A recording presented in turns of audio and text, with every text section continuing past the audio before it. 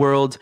I am very honored here to have His Holiness Bhakti Vigyan Goswami. Maharaj, thank you so much for joining me. Thank you. I'm very happy.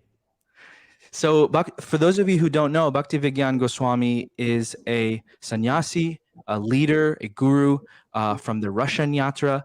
He has been in the Russian Yatra serving for many, many years, and virtually from the very beginning. And we want to hear a little bit about the phenomena of the Russian Yatra, the phenomena of Hare Krishna in Russia. It has been growing exponentially in the past 20 or so, maybe even longer years. And we want to know a little bit more about that, because I know my viewers, we've heard a lot about the Russian Yatra. We see Russian devotees are virtually everywhere, all over the world. Even here in America, in New York City, there's a whole group of Russian devotees. In India also. So we want to know a little bit more about that. And Maharaj is the best person to tell us about that, because he's been there from virtually the very beginning. So Maharaj, let's start off personally. Very briefly, how did you come in contact with Krishna consciousness?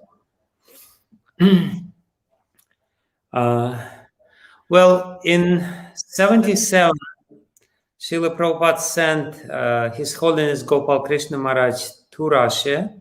After being in Russia once in 71, Srila Prabhupada personally directed or ordered Gopal Krishna Maharaj to go to Russia, and he went there with the book fair. And he reported actually to Srila Prabhupada about the success of this expedition. There was a big international book fair in Moscow. And a friend of mine, who was my roommate in the university, Moscow State University, he met the devotees in this book fair, got a book of Srila Prabhupada, and ultimately he got involved in Krishna consciousness, and he involved me. He gave me Bhagavad Gita, not Prabhupada's Bhagavad Gita, because Prabhupada's Bhagavad Gita at that time, I think there was maybe 2 or 3 copies for the whole of Soviet Union. It was not Russia at that time. Wow. He gave me some old edition, Russian edition of Bhagavad Gita, and Bhagavad Gita basically changed my life. I read it within one evening or maybe 2 evenings, and I realized that there is something wrong with the way I was thinking before. So that was the beginning. And you had done, you were very educated in the sense of you have your PhD and you were doing a science degree. Is that right? Yeah, I was doing working. I graduated from a chemical department of Moscow State University, and I was working in the Institute of Molecular Biology of the Academy of Science, Russian Academy of Science, studying the molecular structure of chromosomes, how the DNA with the proteins interact, and how the DNA is so compacted within the chromosomes, because DNA is a huge molecule which is compacted into the cell, and how still, despite of this very compact structure, it's available and the information is being read by the proteins, so on and so forth. So that was my educational background. Right. So I understand that the Russian Yatra, even when I was a kid, like I grew up in the 90s, I remember Harikesh Swami and his group, they were very much like, they were all over Europe as well, heavy book distribution, and in Russia, Soviet Union. Tell us a little bit about what part did you play in those times, kind of in the 90s? I started chanting Hare Krishna mantra in 1980, and I practically from the beginning I started chanting my 16 rounds or more, and At that time, it was a heavy period of persecution. Russian devotees were really persecuted by the state. Right. I believe it was in 1983 or 84, the KGB chief or deputy KGB chief published an article, and he listed the three major threats to to Soviet Union, to communist ideology of Soviet Union, and Hare Krishna was among these three major threats. Wow. The first one was rock music. Another one, I believe, was, I don't know, consumerism or something like this. And the third one was Hare Krishna. Wow. So, the communist regime at that time was very alarmed by the spread of Hare Krishna movement in Russia. Even though it was totally underground, there was just a handful of devotees, but nevertheless, they were very enthusiastic. They were printing Prabhupada's books illegally, distributing Prabhupada's books. And they were so alarmed that they created the separate department in the KGB just to deal with Hare Krishna movement. Wow. And I got involved by that time with Hare Krishna movement, and ultimately I got involved involuntarily with the secret police of Russia, which is called KGB.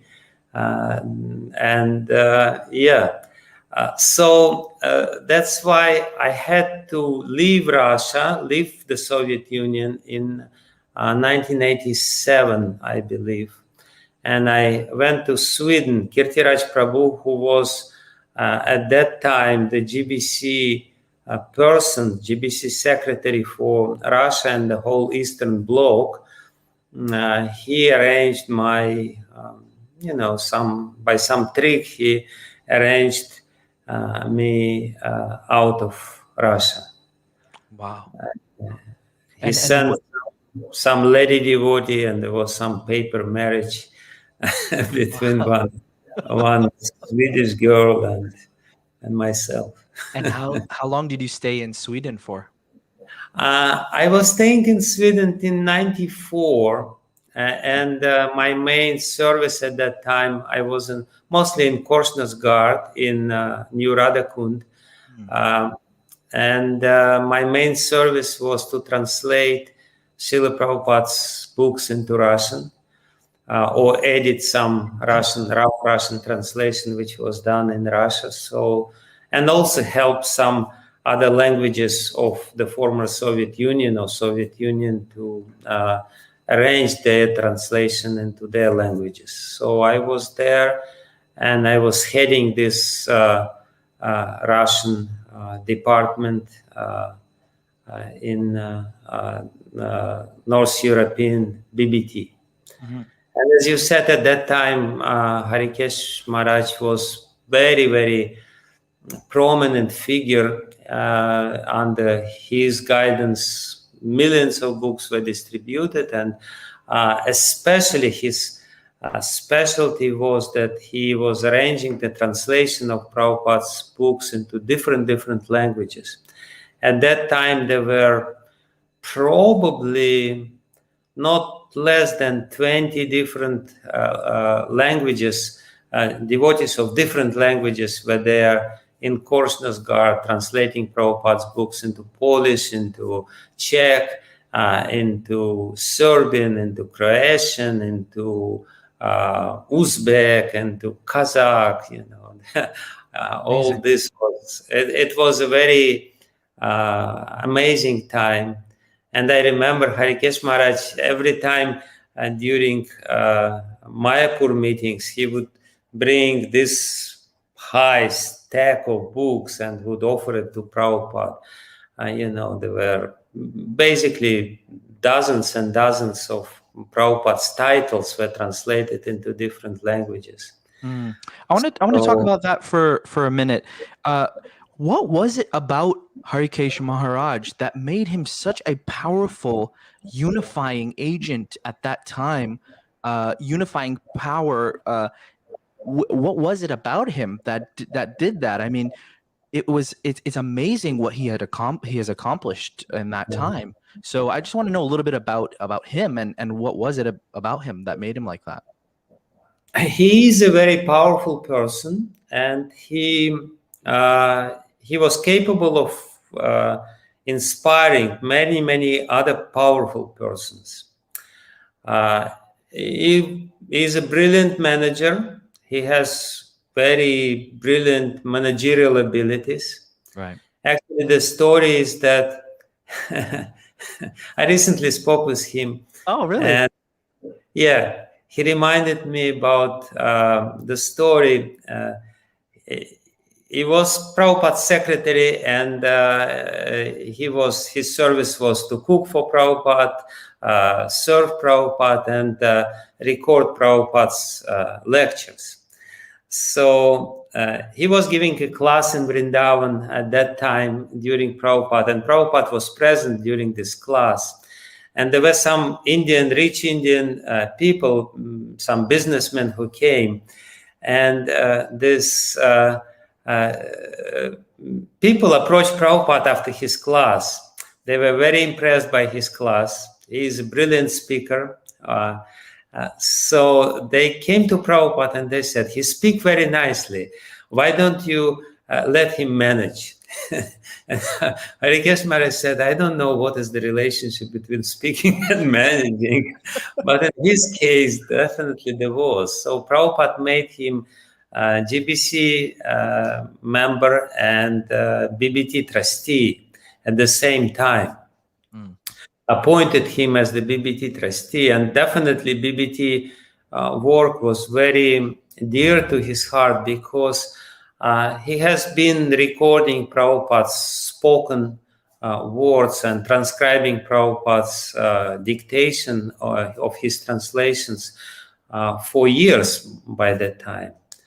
So he was personally very inspired. He's a revolutionary by nature, and he graduated from New York University. Well, I don't exactly know which one, but in sociology department, and he was a revolutionary, and he saw in Krishna consciousness the real revolution or real sociological, so to speak, the real solution to the problems of the society.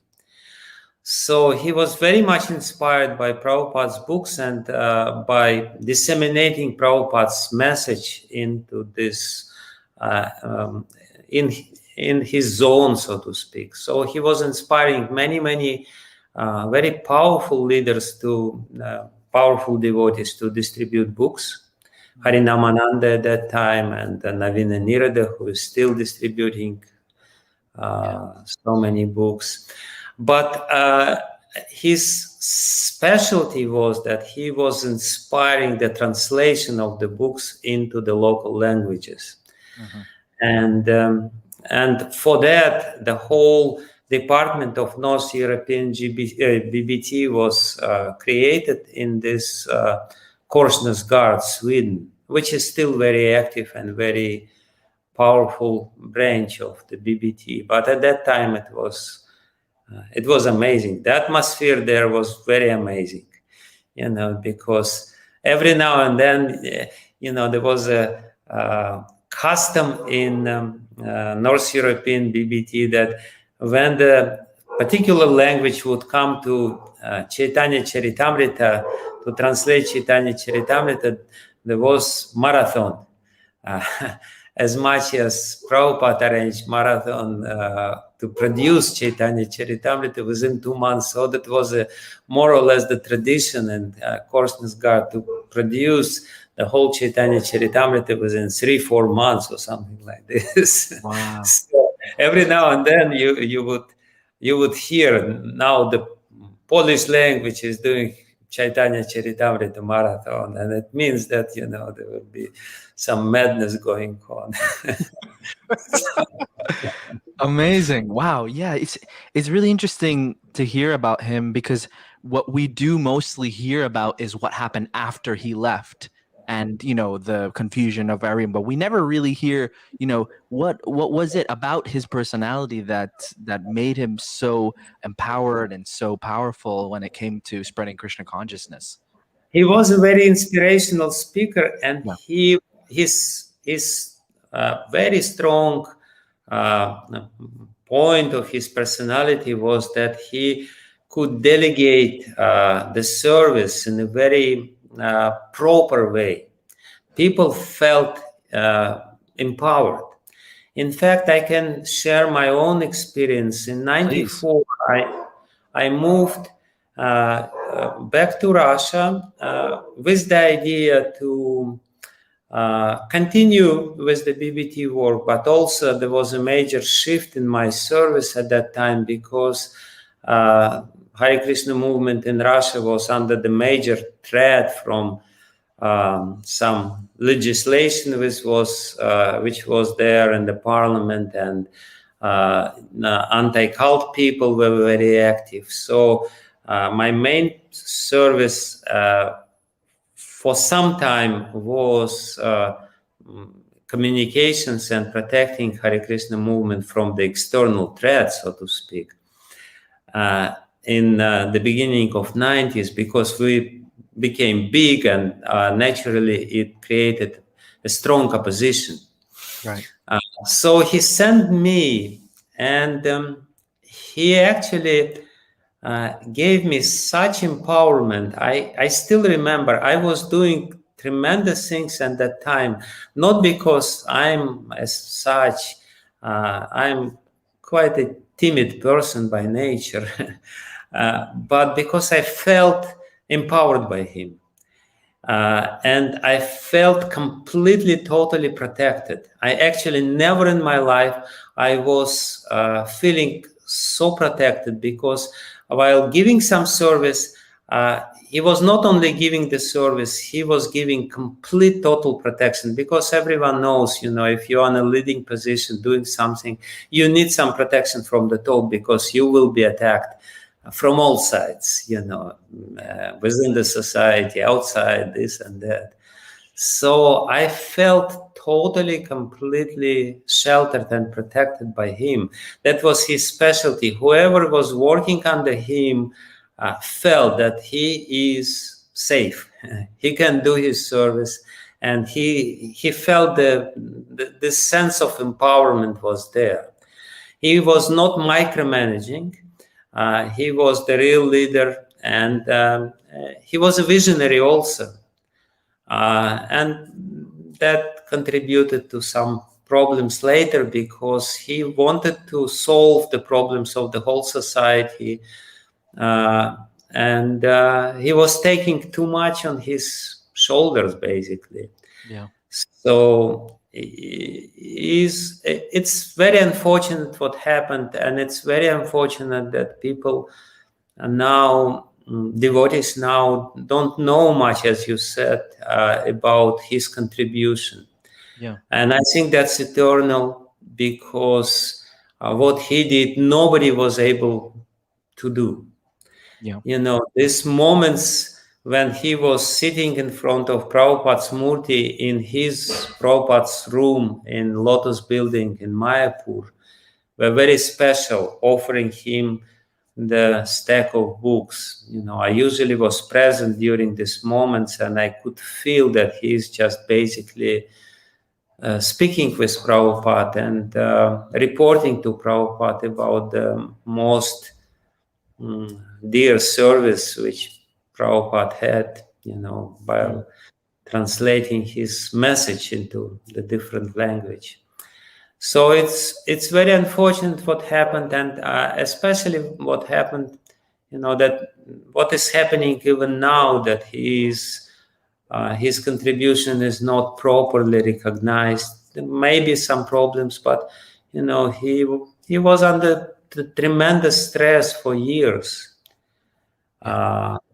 And he was taking different responsibilities during this most difficult forming years of Hare Krishna movement, zonal acharya years, and this and that. And When he stepped down from his post and when he left, what was your attitude towards that, being his disciple? And I know many devotees left because of it's a faith crushing thing when a leader is falls from their position and whatnots. But what was your personal attitude towards the whole thing? How did you process it?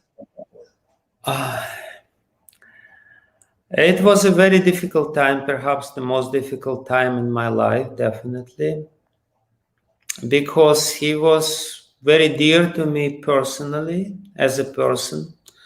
I was I was quite close. He never really, his disciples were never really too close to him. He was very careful about this, but I was as close as possible. I was cooking sometimes for him. I was serving him, and I was translating. Whenever he would go to Russia, I was translating with him. So whenever he would be there, I would be with him for 24 hours, day in and day out.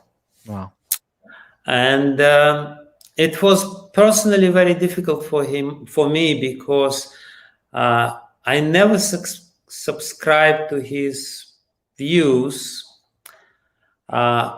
I knew that he's just undergoing through a certain test and difficult period, which will be gone after some time.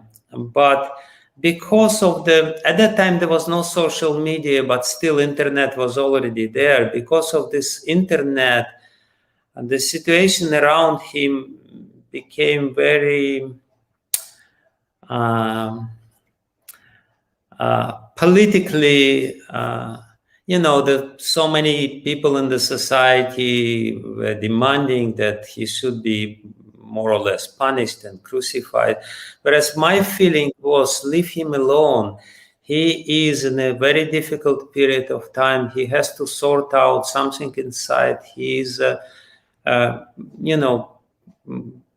great devotee who contributed a lot to Prabhupada's movement.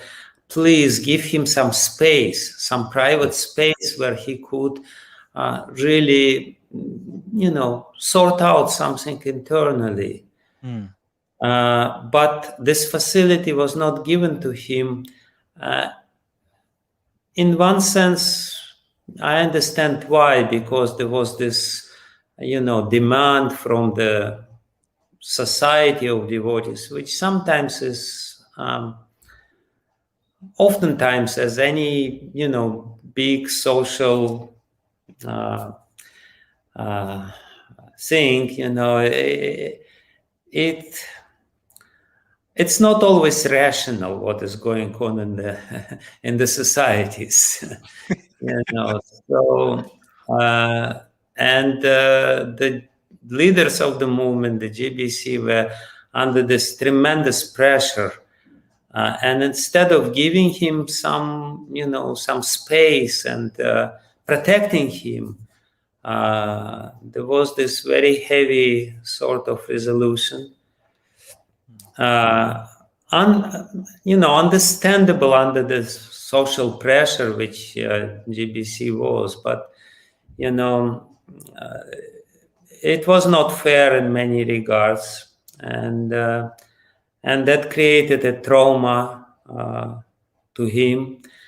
And of course, the different disciples of his reacted differently. Some disciples, they were very loyal to him, and they immediately changed their attitude towards Krishna consciousness, left Krishna consciousness altogether, or started subscribing to different views.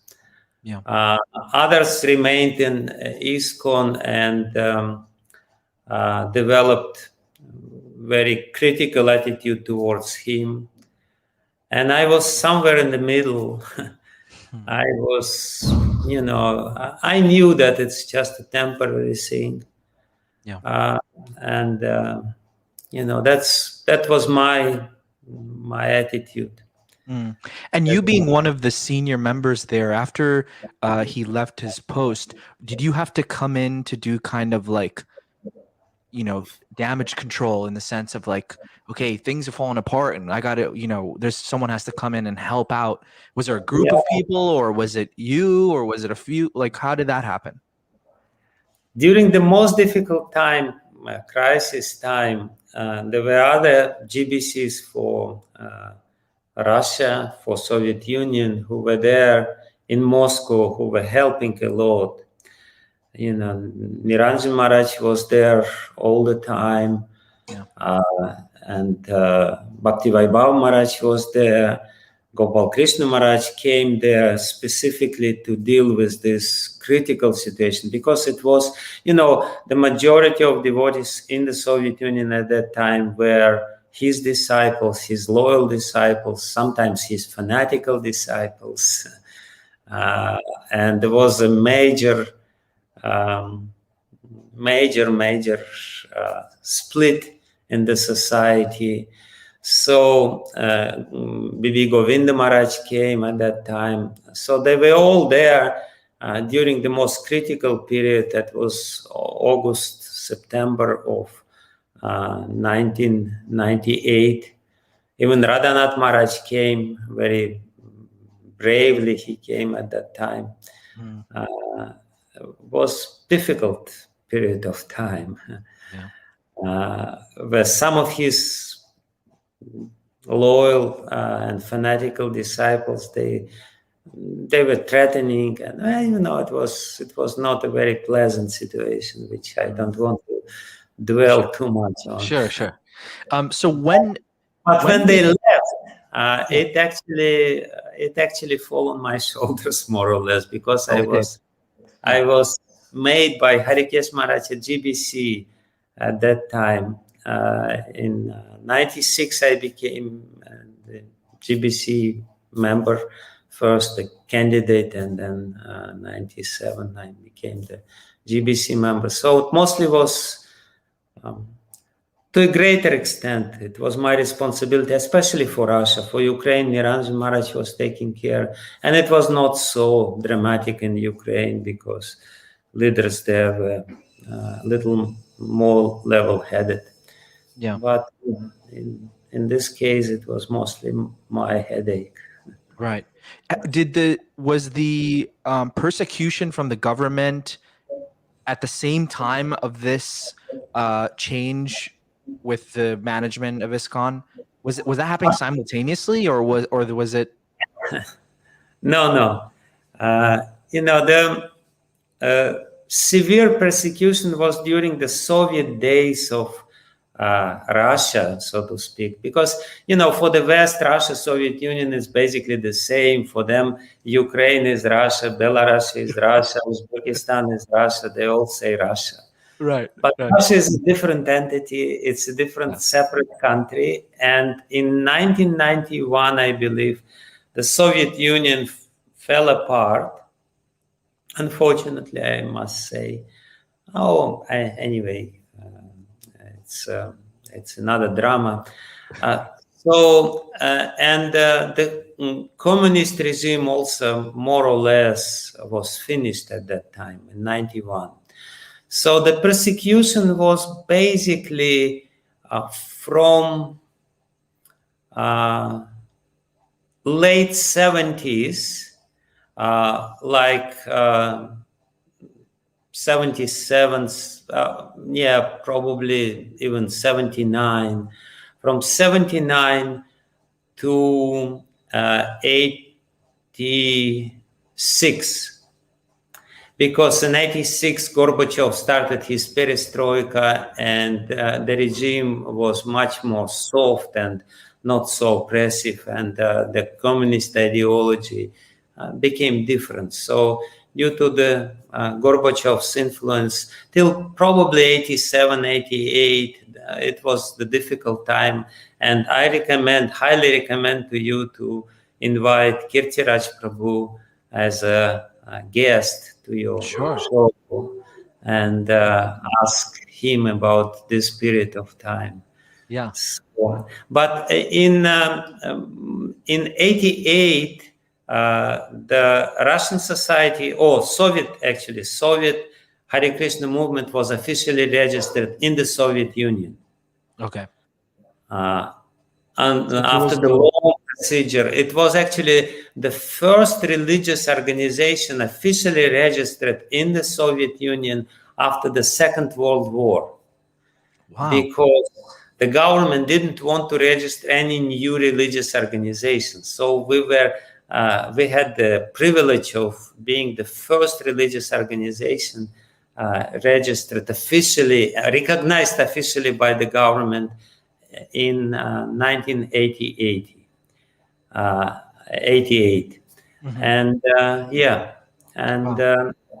so the threat from the government was different at that time. There was just pressure.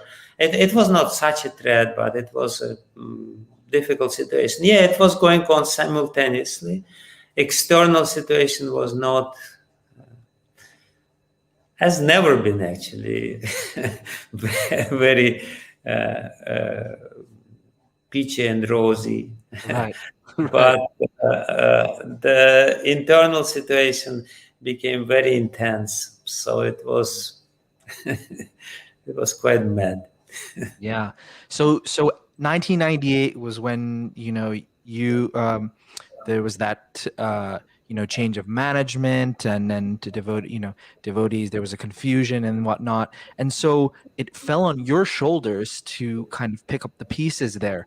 So what did you do to keep people inspired, keep things together? I don't know how many temples there were, how many devotees were there, and what was like the situation at the time? It's difficult for me to say for the whole Russia, because I was mostly in Moscow, and Moscow was the most, most important center, and still most important place for the whole Russia, because Moscow is the place where everything happening. Yeah. So the temple was deserted. All of a sudden, we had, the temple room packed, and all of a sudden it was empty. The temple room was packed practically every Mangalarati. We had at least in Moscow temple at that time, we had at least 100 devotees for every Mangalarati, and then from 100 devotees we went to 3, something like this.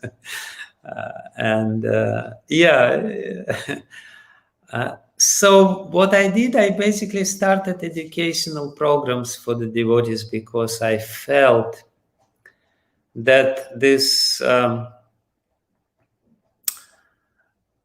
somewhat irrational reaction, or this dramatic situation, emotionally understandable, but the dramatic situation showed that devotees were not very established in their philosophical views. Right. They didn't have deep roots in the philosophy of Krishna consciousness, and that's why they were swayed by some propaganda of some emotional propaganda. Of course, Russian people are generally emotional, and that's why they're easily swayed one way or another. They're like Indians in this regard. They're quite emotional. Similarities. There's a lot of similarities. Definitely a lot of similarities. Once Bhaktivedanta Purna Maharaj said that there is, Russian people, the Western people, they are gross and rational. Russian people, they are gross and emotional. And Indian people, they are emotional and subtle. So that was his analysis. Right. Right.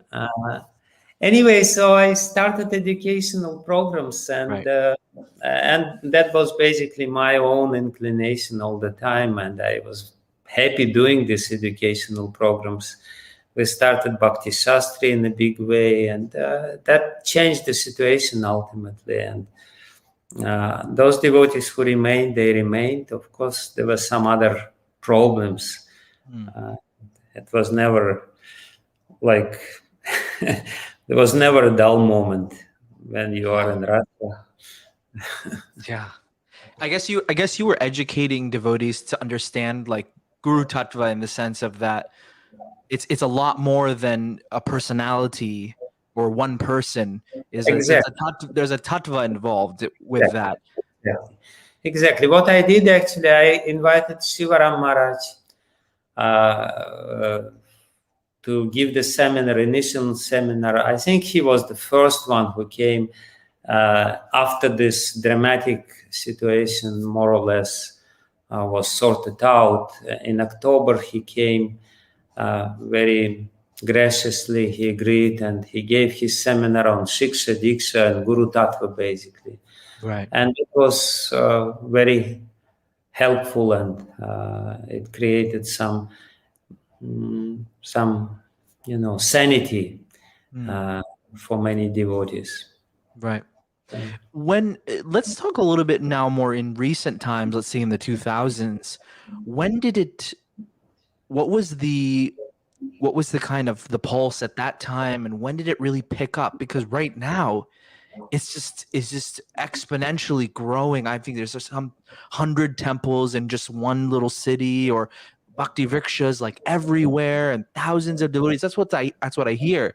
So let's talk a little bit about more recent times. No, it's an exaggeration that there is 100 temples in us. Okay, that's what I'm hearing. But if it's an exaggeration, yeah, you heard it here. It's a mythological story. There may be a lot of bhakti vrikshas, maybe, but it's also sometimes little inflated from the reality figures. Right. Okay. But see what happened when Soviet Union fell apart and when Russia became all of a sudden open. That was before, in the end of 80s, beginning of 90s. Communist ideology, which was dominant ideology of the time, was not functioning. People were completely disillusioned, and they were started to look for solutions. The vacuum which was created by the complete fall of communist ideology actually opened the doors to all kinds of different religious movements. Not only Hare Krishnas, we were the first one, but not the last one. So many religious movements, they just flooded Russia. Wow. All kinds of Munis and Mormons and this and that, they all basically entered Russia at that time, and Russian people were very Om Sindrikyo, that was very prominent and very very noticeable in Russian society at that time. So all kinds of sects were there, all kinds of new religious movements were there, and therefore naturally the reaction against all these new religious movements was also there, allergic reaction of the conservative part of the society, because all these new movements or novelties, they threatened to destroy the fabric of the society. So that's why I came in the beginning of 90s back to Russia and started this public relations work. But actually, from the very beginning when I came, I realized that it's not that the external threat is most important at that time. Immediately when I came in 94, I realized that the most problem are coming from the inside. The devotees are not educated. They cannot really interact with the society. They interact in a very unhealthy and fanatical way with the society, with people. They alienate people against our movement. And that's why what all this situation happened. So I started educational program even before that, because I realized that this was not the main problem. The main problem is inside Russian society. But at that time, already millions of Prabhupada's books were distributed in Russia and former Soviet Union, the countries of former Soviet Union, because it was easy at that time. In the beginning of 90s, there was a severe economic crisis. The whole economic system fell apart. There were huge factories which couldn't pay their workers. So the book distributors at that time, they would come to a factory and they said, why don't you, they didn't have cash money. They only had money in the banks, but they didn't have cash money. So they couldn't pay the workers their salaries. So the book distributors, they used this situation. They came and they would say to the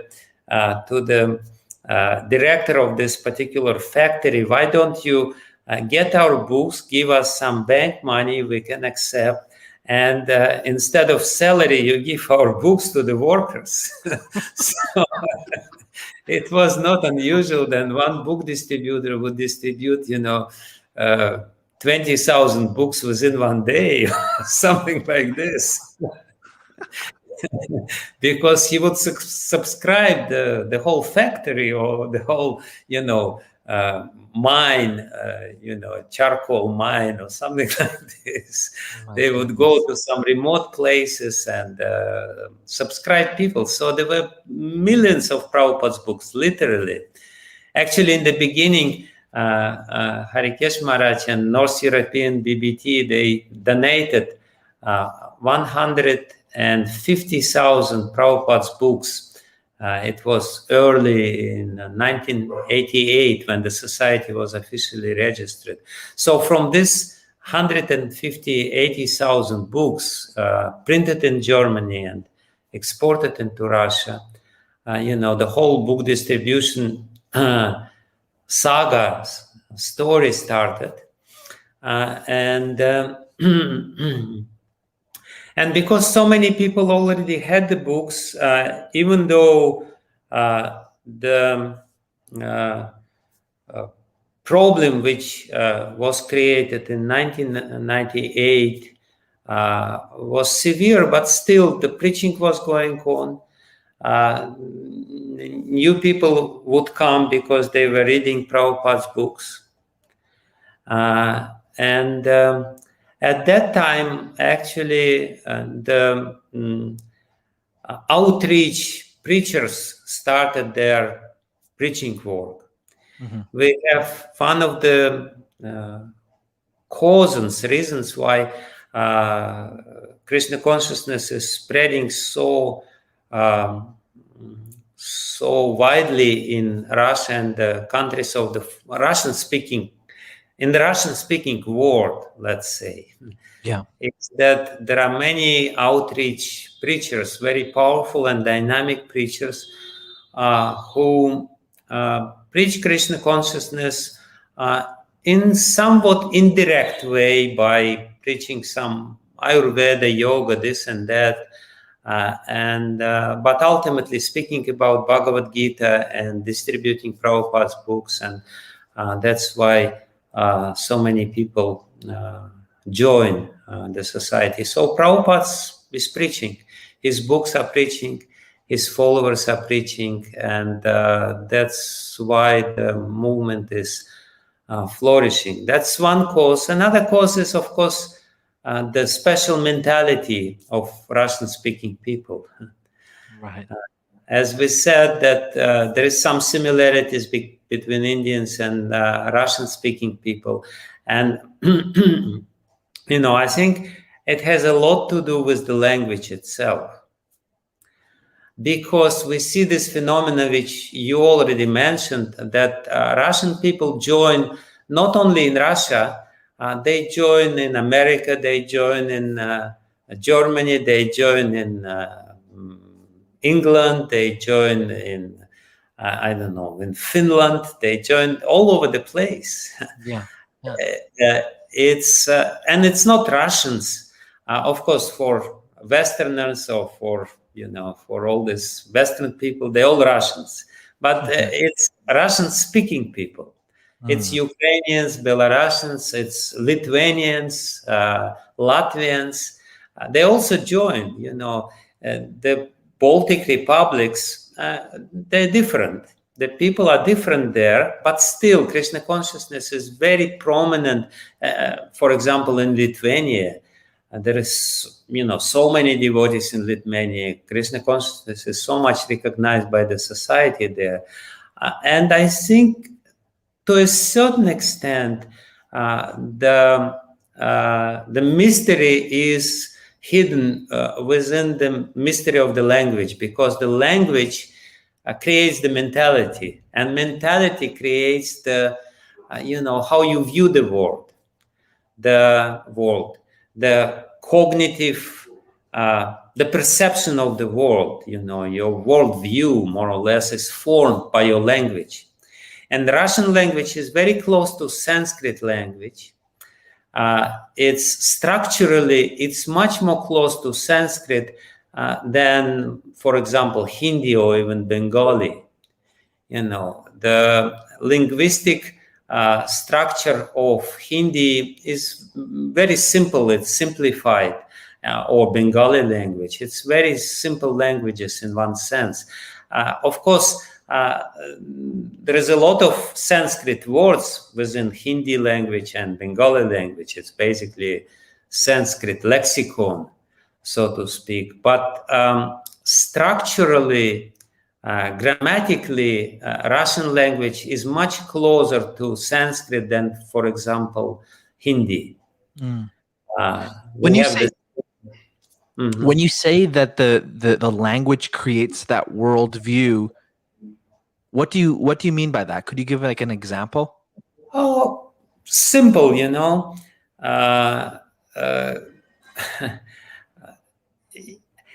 What is language? Language is actually the experience of people of this land. If we take Sanskrit, we have so many, this is our topic, we have so many words, synonyms of different words which describe love. If we take, English language, we may have, love, affection, attachment. That's about it. But in Sanskrit, you have, rag, anurag, bhav, mahabhav, pranaya, sneha, prema, bhava, and these all different words which actually describe the same phenomena from different angles. It's not the same thing. They distinguish between this.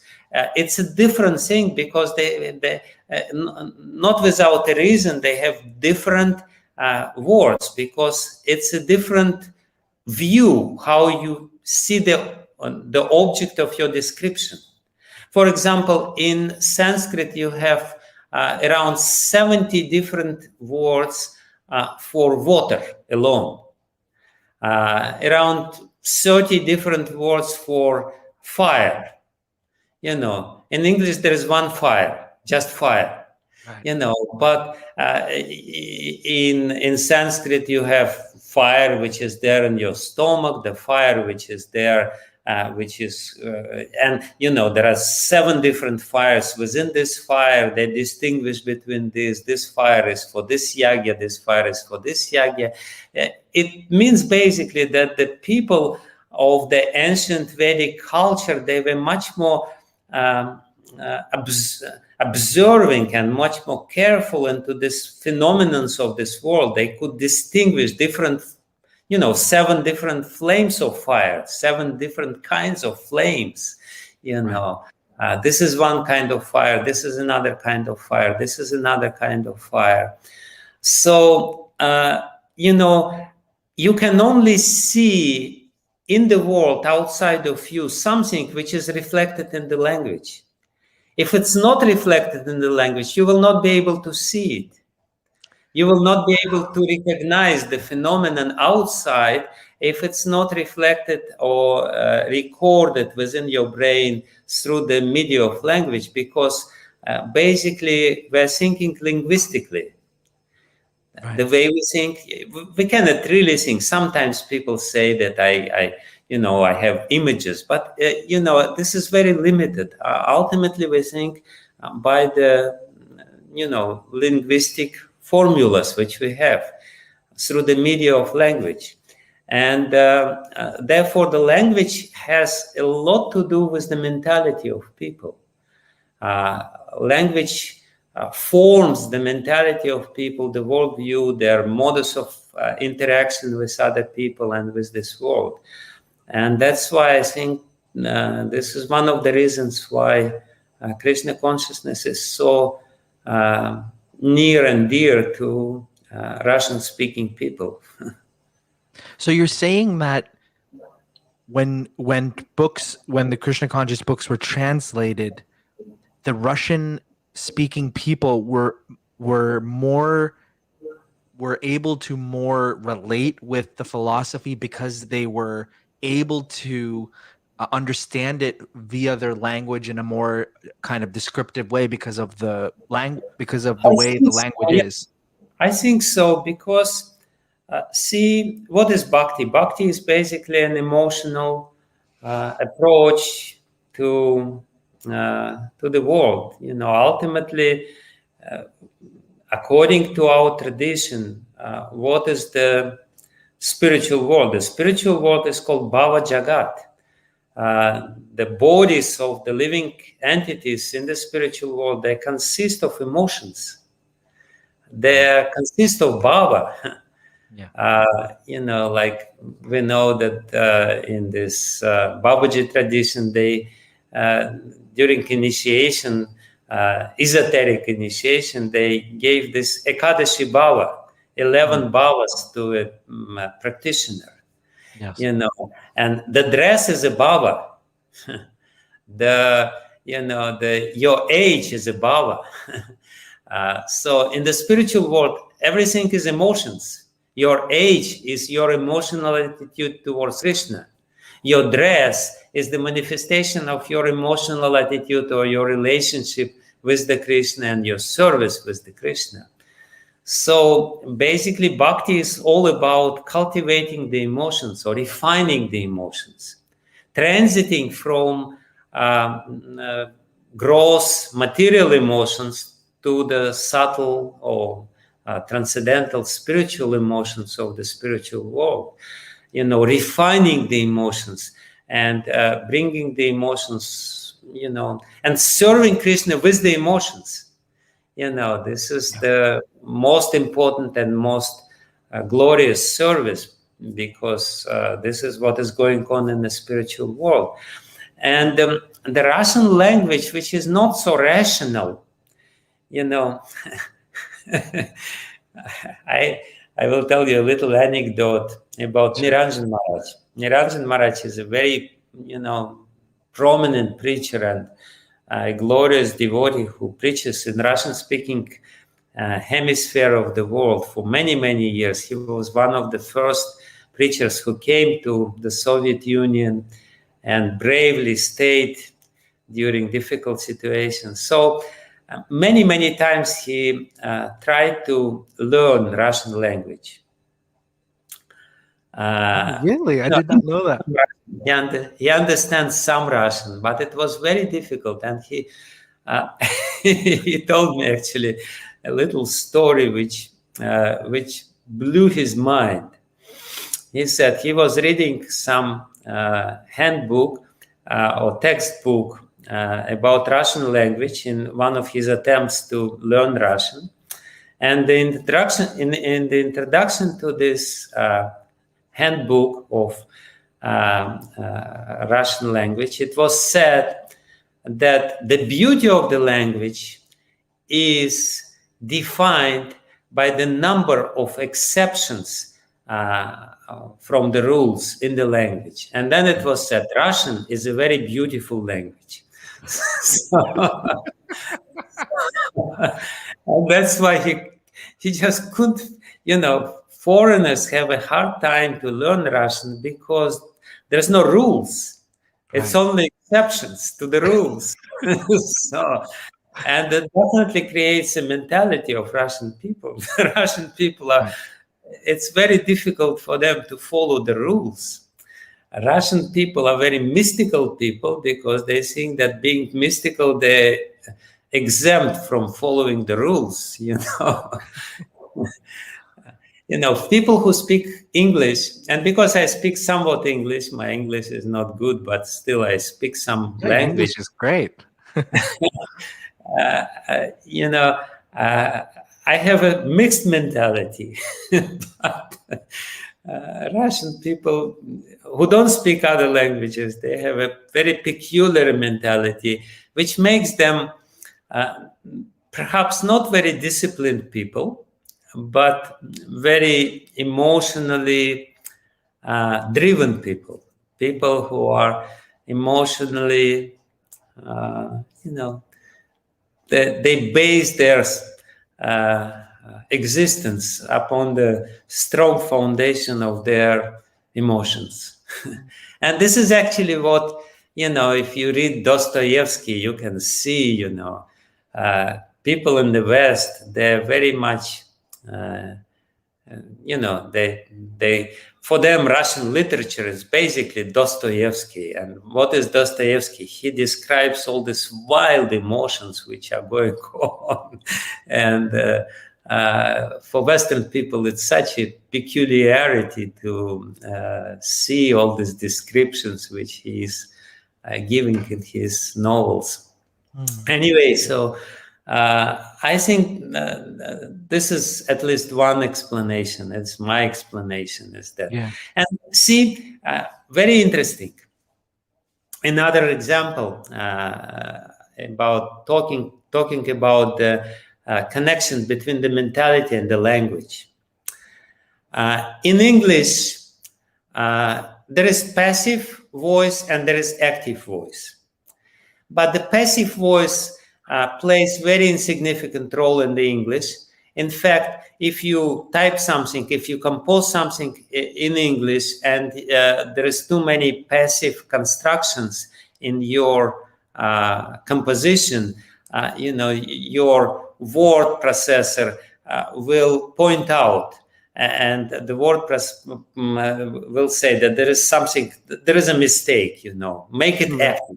Instead of saying it was done by me, say I did it. So basically, and this is very much reflected in the mentality of English people, they're the doers. They are the controllers. That's why British people, they conquered over practically the whole world, because the tendency to do something, to achieve something, to control something is very strong. American people are the same, and it's very much connected with this active verb system in English. If you take Sanskrit, in Sanskrit, it's much more stylish to write with passive construction, in passive voice. Passive voice is much more it's a better style in Sanskrit if you have more passive voice, because we know that we're not the doers ultimately. That according to the philosophy, we're not the doers. Ahankara vimudatma kartahamiti manyate, only the fools think that I am the doer. Right. They know that there is the whole reality is much more complex, and it's not only me who is doing something. There is also Krishna and this and that, and that's why the passive constructions are also prominent in Sanskrit, or so prominent in Sanskrit, and so recommended by the style of the language. What is Russia? In Russia, passive constructions are also extremely prominent in the language, but also passive construction, the very name for passive voice in Russian language is stradательный залог, which literally means the suffering voice. Russian people, because the situation is quite oppressive, traditionally, historically, it's a very oppressive thing. The mentality reflected into the language of Russian-speaking people is that Russian people are usually very, they have tolerance within their blood.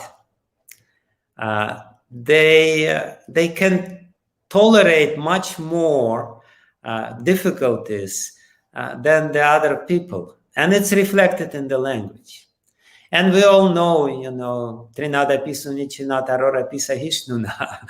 This is also sort of mentality conducive for practicing Krishna consciousness. So this kind of tolerance to the external difficulties is within the mentality of Russian-speaking people.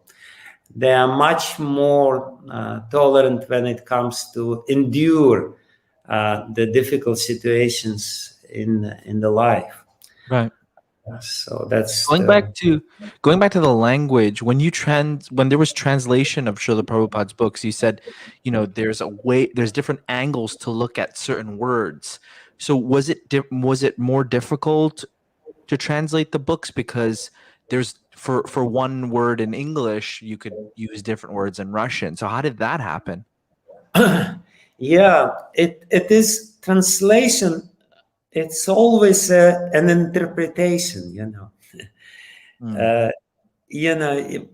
because you cannot just really translate literally. You cannot just put one word mechanically, Right.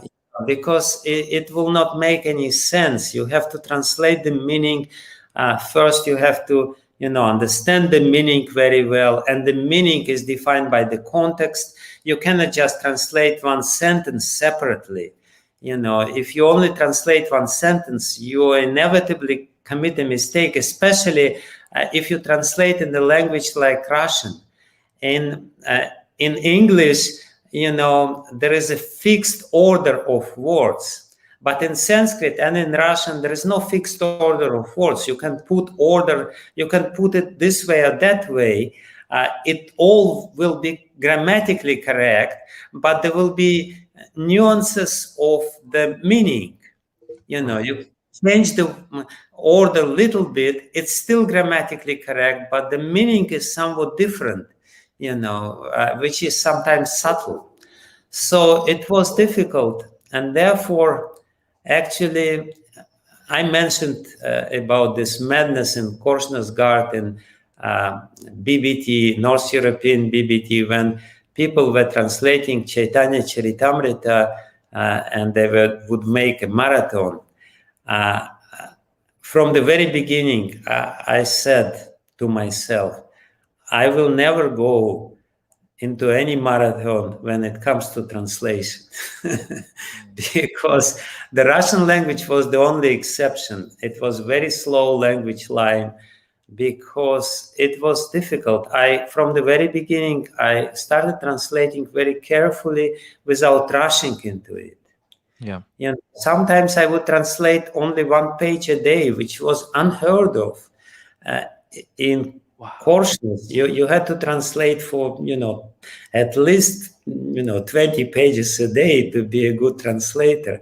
Sometimes I would sit over one sentence for 1 hour to translate it into Russian, trying to find the proper word into Russian and grammatical structure of the sentence which would reflect the meaning intended by Prabhupada. So it's a very difficult job. But of course, because Russian is so unique, and Russian-speaking people oftentimes don't speak other languages, there is a very good, powerful school how to translate other languages into Russian. We have the most beautiful translations of all the literature, English literature, for example, Shakespeare, or Salinger, for example, or Hemingway. They're beautifully translated into Russian, expertly translated into Russian. So, and because I was a literature lover, I love literature. I wanted to translate Prabhupada's books into Russian with a style, not just, putting some rinky-tinky sort of stuff, Wow. but to convey the language. Of course, Prabhupada's books are so powerful that even a shabby sort of translation would work. I've seen it. His message are so strong, and he's so powerful, and he's expressing his message that even the bad translation conveys his message, sometimes very powerfully. But my approach was, let's do the proper translation so that educated people can also relate to Prabhupada's books and Prabhupada's message. Yeah. What do you think, being someone who's been in the yatra for so long, what do you feel are the challenges the yatra faces in growing so exponentially? What are some challenges that you're facing? As I said in the beginning, the rapid growth creates a lot of challenges because people, when there is a rapid growth, people tend to be quite shallow in their approach to practice. So therefore, as I already mentioned, my approach was always to stress the education, boiling the milk, not the exponential growth, because it's in one sense easy in Russia. People are prone to join, but to make them, established in Krishna consciousness, practices of Krishna consciousness, is definitely a challenge. Because it's one thing to convert somebody, another thing is to make him a real practitioner, real sadhaka, going deeper and deeper and deeper. And therefore, people easily join, and sometimes they easily go away. There is a lot of influx, and people are coming and going. So this is one of the challenges. Another challenge is that I mentioned to you the mystical, or sometimes pseudo-mystical nature of quote-unquote Russian soul, or Russian mentality. Russian people are, sometimes they're attracted to Krishna consciousness, or oftentimes they're attracted to Krishna consciousness, to the mystical side of Krishna consciousness, which is good in one sense, because the Russian people, they want to have the real mystical experience. They're not really satisfied with the formal execution of rules and regulations, following rules and regulations, and formalities of religion. They want to have an experience. This is a good part. But the bad part is that sometimes they want cheap mystical experience. They join Krishna consciousness, and this is called, as we know, sahajiya. Recently, I heard a joke which Bhakti Vikash Maharaj mentioned. He said that when he first visited Russia together with Prabhavishnu Maharaj at that time, they experienced Russian devotees for the first time. And while flying back to England, they were exchanging their impressions with each other. And Prabhavishnu Maharaj said to Bhakti Vikash Maharaj, you know what? I think all the Sahajis from Bengal and Bangladesh were born as Russian devotees now. It's interesting theory. So this kind of pseudo mystical liking, like cheap sort of mystical approach, when people start imagining something and actually relating to their imagination as real spiritual experience, is another challenge. Right. Special challenge. And of course, I already mentioned the external challenges, because the Russian society in general tend to be more conservative than the West. And in this conservative society, our exotic religious movement may not be so much welcome. So that's another challenge we may have. What do you think the rest of ISKCON can learn from the Russian Yatra? In the way it's growing and the way it's churning out devotees, there's something to learn there, I think, from the rest of the world. I don't think we can fully say that, it's just the, I mean, I know you didn't say this, but it's just a language and that's why, but there's other things that maybe we can learn.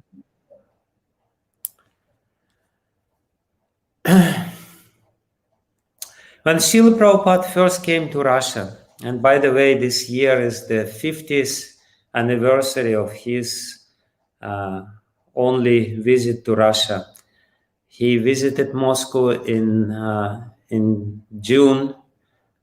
I believe it was 22nd of June or 21st of June of 1971. Wow. He was very much impressed by Russian people. And he said, these people will be the greatest theists. Now they're greatest atheists of the world. And they're trying to spread this atheism all over the world. But as much as they're very great atheists, they will also be great theists. Because Russian people, that's another peculiarity or very important feature of Russian mentality. They're thinkers and they want to know the deeper meaning of life. They're not satisfied with consumerism or this sort of, approach to life. Then just consume, just be happy, enjoy your day, I remember when I was traveling in America, this sort of greetings, when you go to a gas station and the lady in the gas station say, enjoy your day, It's Or just enjoy. They'll just say enjoy. This sounds quite quite crazy to Russian people. Wow. This sort of superficial approach to life. Just enjoy. Right. That's the Russian speaking people, they want to find out, to know the more deeper meaning or of what life is all about. And I think that's one of the reasons why the outreach, or this indirect outreach, is so successful, because people are looking for Russian people are looking for this meaning. And I think, answering your questions, I think the rest of our society, first of all, can learn from Russian devotees their preaching enthusiasm about preaching, because we know that according to Prabhupada's design, preaching is not only the means to spread the movement. Preaching is also the powerful means of our own spiritual development, because this is the kirtan. When we speak about Krishna, glorify Krishna, we understand deeper Krishna consciousness, philosophy of Krishna consciousness. So one lesson which the rest of the society may learn from Russia is the great enthusiasm for preaching, unending and, undying enthusiasm to preach this message to other people. And to get so much inspiration from the preaching, because Russian people are usually very inspired. Russian devotees are very inspired. This is one thing which can be learned. Another lesson which can be learned is that we should not give up. As Prabhupada said, Russian people will be greatest theists because Russian people and Russian devotees, they are stubborn. If they want to go somewhere, they go somewhere. they want to go there. They don't give up despite all the difficulties. They just, if we do something, let's do it, and let's find out what is there. So this determination is another lesson, good lesson. In fact, in the 80s, when the whole ISKCON was experiencing a lot of troubles because of the zonal acharya problems connected with the fall down of different prominent leaders of the society, the Russian program, which was started by Harikesh Maharaj and was gloriously led by Kirtiraj Prabhu and his wife, actually, Haripuja Devi, was such a big inspiration for the whole movement. I know it because in 87 I immigrated to Sweden, and I knew how much the whole movement was inspired by the what was happening in the Soviet Union, by the the level of commitment and determination and enthusiasm which Russian devotees were ready to endure, to go to prison, to labor camps, even to die for Krishna. That was such an inspiration for the rest of the society. Yeah. In comparison with it, some of our modern problems can become peanuts, so you don't Totally. Oh my goodness. Yeah, it's like when Krishna consciousness, it becomes something that you're fighting for. Yeah.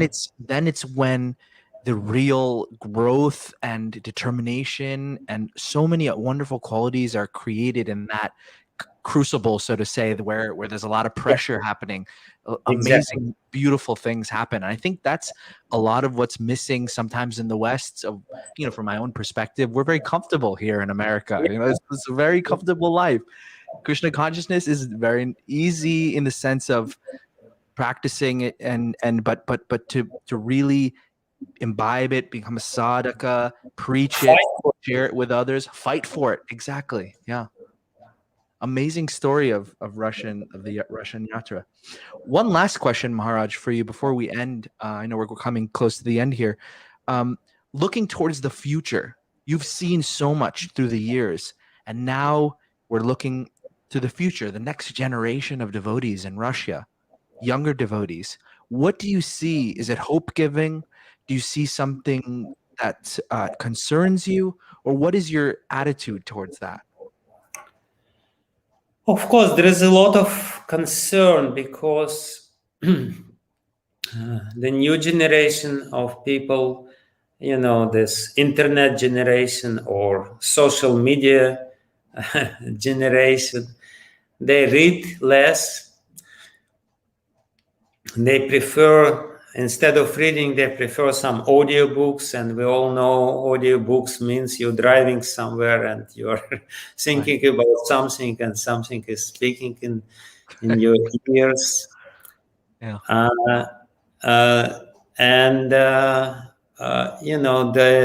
All this social media creates a lot of unhealthy situation by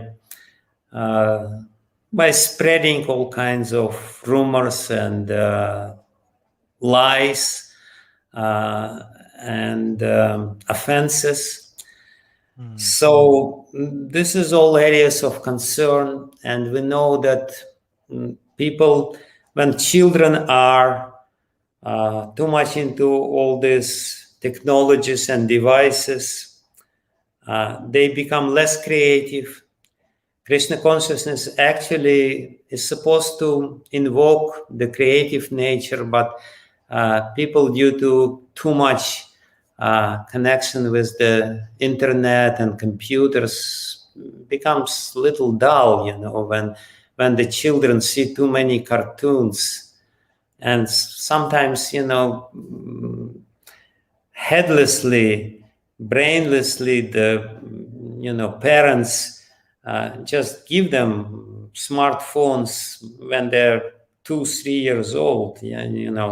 Let them have this thing. But ultimately, it makes you dull because you're not really creative in your approach to the world. So in general, that's not about the Russian, but about the new generation. What's going to happen with these people, how they will be able to take Krishna consciousness and to practice Krishna consciousness, which is a challenge in one sense. But I'm also hopeful because there is a lot of enthusiasm, and I can see that young generation of Russian devotees, they're preaching very actively. Like I have some disciples, and every one of them is preaching. And they all make devotees. Wow. So, like for example, one of my disciples or students, he takes people to the mountains. He takes a group of people. He knows some different routes, and he gives them experience. He says, you just put aside all your mobile phones and computers, and we'll go for 1 week to mountains. We'll be there, bathing in the rivers and going into the caves and experiencing this wildlife. And he takes 20-30 people at a time. And while taking them, he preaches to them Krishna consciousness. And inevitably, 20 people go with him to the mountains, and a week later, all 20 of them chant Hare Krishna mantra. Amazing. Wow. Or at least some very powerful, very favorable to devotees. And, Right. there are so many people like this, they're doing this little preaching here, this little preaching there. And therefore, I think there will be some sort of revolution, some sort of all this little preaching here and there ultimately will change the situation. And maybe what you said will become true, that there will be 100 temples in a city. Maybe. Right. But, Yeah. now it's, Right. One So, last question before we end. I'm sorry.